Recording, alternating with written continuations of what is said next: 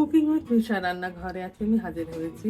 নারিকেল, তিল আর বাদাম দিয়ে নাড়ু তৈরি করবো। এই রান্নাটা করার জন্য পুরানো নারিকেল, ভাজা তিল, চিনি, গুড়, মরি ও এলাচ একসাথে গুঁড়া করে নিয়েছি, ঘি নিয়েছি আর বাদাম নিয়েছি। তাহলে রান্নাটা আমি শুরু করে দিচ্ছি।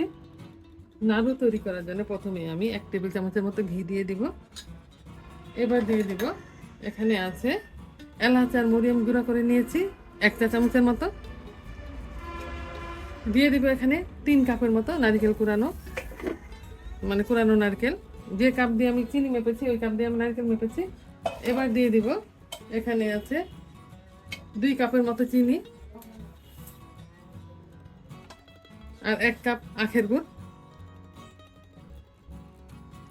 এটা সিস্টেমটা হচ্ছে যতটুকু নারকেল তার অর্ধেক হবে গুড় চিনি। যেহেতু 6 কাপ নারকেল কুড়ানো নিয়েছি, এই জন্য আমি 2 কাপ চিনি আর 1 কাপ গুড় নিয়েছি। এবার আমি কিছুক্ষণ জাল দিয়ে নেব। চুলার আঁচটা মিডিয়ামে রেখে 4 মিনিটের মতো আমি জাল করে নিয়েছি। গুড় আর চিনি গলে গিয়েছে।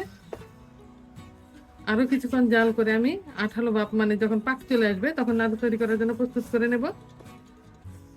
রান্নার এই পর্যায়ে আমি দিয়ে দেবো এখানে 400 গ্রামের মতো ভাজা বাদাম। আমি একটু ভাঙ্গা ভাঙ্গা করে নিয়েছি, কিছুটা আস্ত আছে। আর দিয়ে দিব 1 কাপের মতো ভাজা তিল। দিয়ে আরো কিছুক্ষণ আমি জাল করে নেব। পাক চলে আসলে চুলা বন্ধ করে দেব। ততক্ষণ পর্যন্ত আমি রান্না করব। চুলার আঁচটা মিডিয়ামে রেখে আমি আরো 5 মিনিটের মতো রান্না করে নিয়েছি। নারিকেলের পানি সম্পূর্ণ টেনে গিয়েছে আর নারিকেলের পাক চলে আসছে। এবার চুলার আঁচটা আমি বন্ধ করে দেব।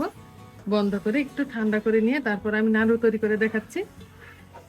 এবার নাড়ু তৈরি করে দেখাচ্ছি। হাতে প্রথমে কিছুটা ঘি মেখে নেব। গরম থাকতে থাকতেই বানাতে হবে, ঠান্ডা হয়ে গেলে বানানো যাবে না। আলতো করে চেপে চেপে নাড়ু তৈরি করে নেব। এভাবে সবগুলো বানিয়ে নিচ্ছি। তৈরি হয়ে গেছে বাদাম দিয়ে নারকেলের নাড়ু। এই নাড়ুটা ছোট বড় সবাই খুব পছন্দ করে। আজ এ পর্যন্তই। আগামী দিন অন্য কোনো রেসিপি নিয়ে আপনাদের সামনে হাজির হব। আল্লাহ হাফেজ।